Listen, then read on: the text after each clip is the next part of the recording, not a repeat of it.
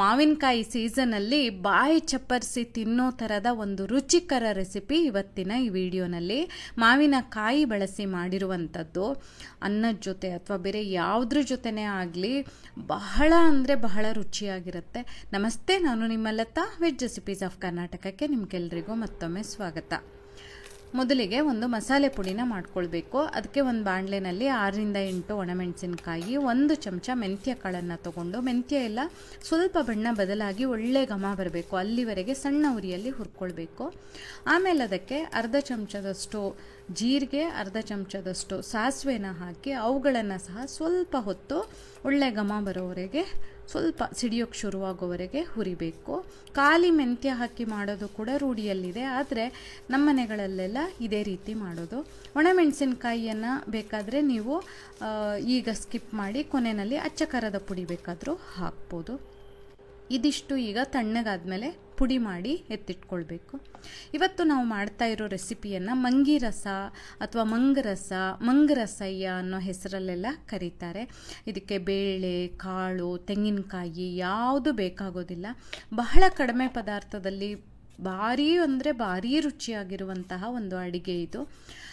ಇದಕ್ಕೆ ಸ್ವಲ್ಪ ಹುಳಿ ಕಡಿಮೆ ಇರುವಂತಹ ಮಾವಿನಕಾಯಿಯನ್ನು ಬಳಸಬೇಕು. ನಾನಿಲ್ಲಿ ತೋತಾಪುರಿ ಮಾವಿನಕಾಯಿಯನ್ನು ಉಪಯೋಗಿಸ್ತಾ ಇದ್ದೀನಿ.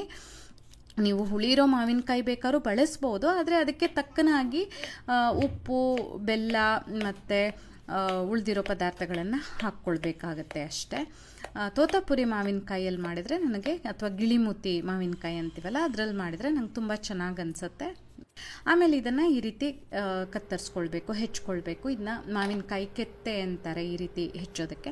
ಅದನ್ನೊಂದು ಪಾತ್ರೆನಲ್ಲಿ ತೊಗೊಂಡು ರುಚಿಗೆ ತಕ್ಕ ಹಾಗೆ ಉಪ್ಪು, ನಾನು 2 ದೊಡ್ಡ ಚಮಚದಷ್ಟು ಉಪ್ಪನ್ನು ಹಾಕಿದ್ದೀನಿ. ಹಾಕಿ ಅದು ಮುಚ್ಚುವಷ್ಟು ನೀರನ್ನು ಹಾಕಿ ಈ ರೀತಿ ಕುದಿಸಿ ಮುಚ್ಚಳ ಮುಚ್ಚಿ ಒಂದು 5 ನಿಮಿಷ ಬೇಯಿಸಬೇಕು. ಮಾವಿನಕಾಯಿ ಸಿಪ್ಪೆ ಎಲ್ಲ ತೆಗೆದು ಮತ್ತೆ ಬೇಯಿಸಿದರೆ ತುಂಬ ಬೇಗ ಸುಲಭವಾಗಿ ಬೆಂದು ಬಿಡುತ್ತೆ. 5 ನಿಮಿಷನೂ ಬೇಕಾಗೋದಿಲ್ಲ. ನೋಡಿ ಎಷ್ಟು ಮೆತ್ತಗೆ ಬೆಂದು ಬಿಟ್ಟಿದೆ.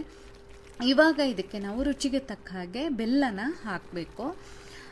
ಹುಳಿ ಕಡಿಮೆ ಇದ್ದರೆ ಬೆಲ್ಲ ಕಡಿಮೆ ಸಾಕಾಗತ್ತೆ, ಅಥವಾ ಹುಳಿ ಇದ್ರೇನು ತಿನ್ನೋಕ್ಕೆ ಇಷ್ಟ ಆಗುತ್ತೆ ಅಂದ್ರೂ ಬೆಲ್ಲ ಕಡಿಮೆ ಹಾಕ್ಬೋದು, ಅಥವಾ ನಿಮ್ಮ ರುಚಿ ನೋಡಿಕೊಂಡು ಮತ್ತೆ ಬೇಕಾದರೂ ಬೆಲ್ಲನ ಹಾಕ್ಬೋದು.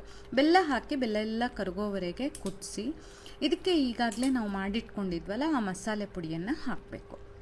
ನಾನು ಆಗಲೇ ಹೇಳಿದಂಗೆ ನೀವು ಒಣಮೆಣಸಿನಕಾಯಿ ಹುರಿಯೋದಕ್ಕೆ ಇಷ್ಟ ಇಲ್ಲ ಅಂದರೆ ಈ ಸಮಯದಲ್ಲಿ ಅಚ್ಚ ಖಾರದ ಪುಡಿಯನ್ನು ಹಾಕಿ ಮೆಂತ್ಯ, ಜೀರಿಗೆ, ಸಾಸಿವೆ ಮಾತ್ರ ಹುರಿದು ಒಂದು ಕುಟ್ಟಾಣಿಯಲ್ಲ ಅಥವಾ ಬೇರೆ ಯಾವುದ್ರಲ್ಲ ಪುಡಿ ಮಾಡಿನೂ ಹಾಕ್ಕೊಳ್ಬೋದು. ಮಿಕ್ಸಿ ಇಲ್ಲದೆ ಸಹ ಈ ಅಡುಗೆನ ಮಾಡ್ಬೋದು, ಆಯಿತಾ. ಆಮೇಲೆ ನೋಡಿ ಹಾಕಿ ಒಂದು 2 ನಿಮಿಷ ಚೆನ್ನಾಗಿ, ಅದು ಸ್ವಲ್ಪ ಸಿಡಿಯೋ ಥರ ಆಗುತ್ತೆ, ಹೆಚ್ಚು ನೀರೇನು ಹಾಕಿರೋದಿಲ್ಲಲ್ಲ, ಹಾಗಾಗಿ ಚೆನ್ನಾಗಿ ಮಗ್ಚುತ್ತಾ ಒಂದು 2 ನಿಮಿಷ ಕುದಿಸ್ಬೇಕು. ಆಮೇಲೆ ಒಂದು ಒಗ್ಗರಣೆಗೆ ಎಣ್ಣೆ, ಸಾಸಿವೆ, ಒಣಮೆಣಸಿನಕಾಯಿ, ಇಂಗು ಮತ್ತು ಕರಿಬೇವು. ತೆಂಗಿನ ಎಣ್ಣೆಯಲ್ಲಿ ಅಥವಾ ಕೊಬ್ಬರಿ ಎಣ್ಣೆಯಲ್ಲಿ ಒಗ್ಗರಣೆ ಹಾಕಿದ್ರೆ ರುಚಿ ಚೆನ್ನಾಗಿರುತ್ತೆ. ನಿಮ್ಗೆ ಯಾವ ಎಣ್ಣೆ ಇಷ್ಟನೋ ಅದರಲ್ಲಿ ಒಗ್ಗರಣೆನ ಹಾಕಿ ಇದನ್ನು ಫ್ರಿಜ್ಜಲ್ಲಿ ಒಂದು 15 ದಿವಸ, ಹೊರಗಡೆ ಹಾಗೆ ಒಂದು 2-3 ದಿವಸ ಇಡ್ಬೋದು. ಯಾವುದ್ರ ಜೊತೆ ಬೇಕಾದ್ರೂ ಬಡಿಸ್ಬೋದು. ಬಹಳ ರುಚಿಯಾಗಿರುತ್ತೆ. ಖಂಡಿತ ಟ್ರೈ ಮಾಡಲೇಬೇಕು ನೀವು.